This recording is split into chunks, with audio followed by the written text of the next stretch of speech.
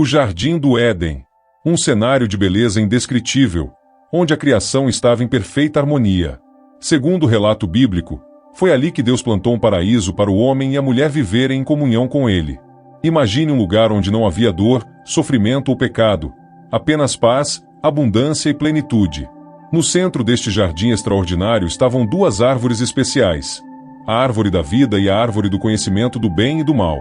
Mas por que Deus colocaria uma árvore com frutos proibidos em um lugar tão perfeito? Será que era um teste? Um símbolo? Ou havia algo mais profundo que ainda não compreendemos? A narrativa nos convida a refletir.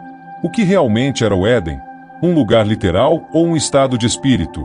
E mais importante, o que o Jardim do Éden pode nos ensinar hoje sobre escolhas, liberdade e a vontade divina?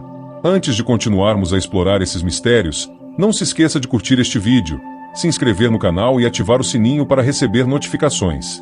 Assim, você não perderá nenhuma de nossas próximas reflexões.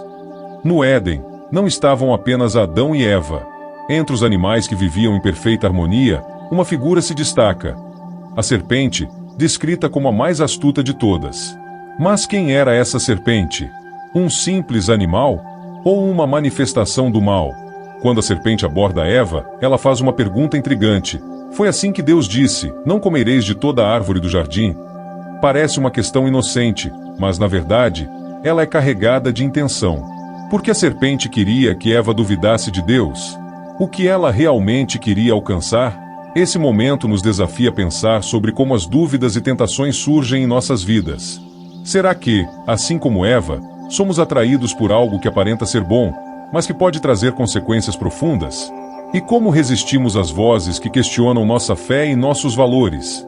Essas reflexões são tão relevantes hoje quanto foram na história do Éden. Você já parou para pensar em como as pequenas escolhas moldam nosso destino? Então, chegou o momento decisivo.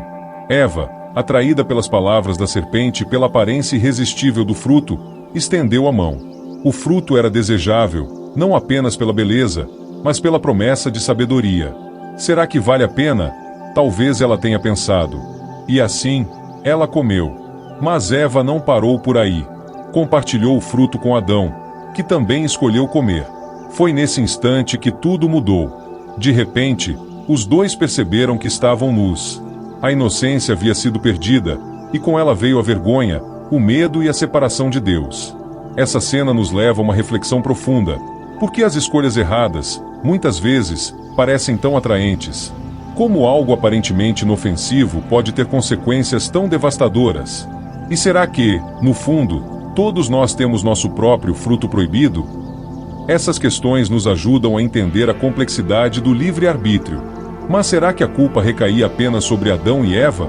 Ou nós, como humanidade, carregamos um reflexo dessa mesma fragilidade? Após comerem do fruto, Adão e Eva sentiram algo que nunca haviam experimentado: medo.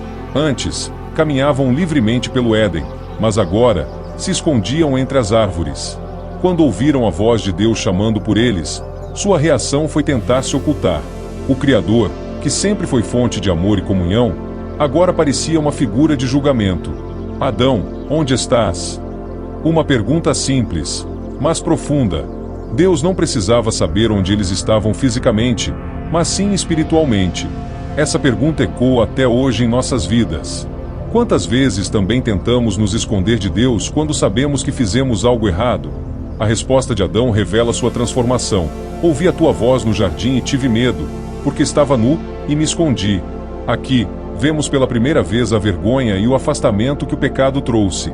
Mas será que Deus já sabia o que havia acontecido? E se sabia, por que chamou Adão e Eva para esse confronto? Essa cena nos leva a refletir sobre o papel de Deus em nossas falhas. Ele é um juiz severo ou um pai amoroso que nos busca mesmo em nossos erros? O confronto no Éden trouxe à tona as consequências do ato de desobediência. Deus perguntou: "Comeu da árvore de que te ordenei não comer?" A reação de Adão foi culpar Eva, e Eva, por sua vez, culpou a serpente. Esse ciclo de transferência de culpa é algo que reconhecemos até hoje. Afinal, quantas vezes buscamos justificar nossas falhas apontando os erros dos outros? Mas o que Adão e Eva talvez não esperassem era que suas ações teriam repercussões muito além deles. Deus proferiu juízos que marcariam toda a humanidade: dor no parto para a mulher, labuta incessante para o homem, e a serpente amaldiçoada a rastejar pelo chão. Porém, mesmo no meio do julgamento, havia uma promessa: a descendência da mulher esmagaria a cabeça da serpente. Essa profecia é vista como o primeiro vislumbre de redenção na Bíblia, apontando para a vinda de Cristo. Essa cena nos desafia a refletir: como lidamos com as consequências de nossas escolhas? E mais importante, conseguimos enxergar a graça de Deus mesmo em meio aos momentos de disciplina? O momento mais doloroso da história do Éden estava por vir: a expulsão. Adão e Eva, que antes caminhavam livremente no paraíso, agora seriam separados da presença direta de Deus. O Éden, um símbolo de harmonia e abundância, se tornaria um lugar inacessível. Deus colocou querubins e uma espada flamejante para guardar o caminho à árvore da vida. Essa cena é profundamente simbólica. A separação de Adão e Eva do Éden representa não apenas a perda de um lugar físico, mas a ruptura de um relacionamento com o Criador.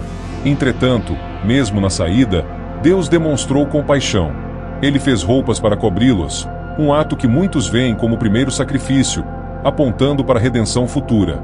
Mas por que Deus não simplesmente perdoou e deixou que eles ficassem no Éden? Será que a expulsão foi um ato de punição ou de proteção? Se permanecessem, poderiam ter comido da árvore da vida e vivido eternamente em um estado de pecado. Essa história nos leva a refletir sobre o preço do pecado, mas também sobre o amor de Deus, que mesmo na disciplina, busca proteger e redimir. Será que conseguimos enxergar isso em nossas próprias vidas? Após a expulsão do Éden, Adão e Eva começaram uma nova jornada em um mundo completamente diferente daquele que conheciam. Eles enfrentaram as dificuldades do trabalho árduo, a dor e a separação de Deus. Apesar do sofrimento, o relato bíblico nos mostra que a história da humanidade não termina aqui. Adão e Eva tiveram filhos, construíram uma família, e a partir deles veio a linhagem que, segundo a Bíblia, culminaria em Jesus Cristo, o Redentor prometido. Mesmo em meio às consequências do pecado, Deus não abandonou sua criação. Ele deu a eles a oportunidade de recomeçar. Essa nova fase nos leva a pensar: como enfrentamos os desafios e as dificuldades que surgem após nossas próprias falhas?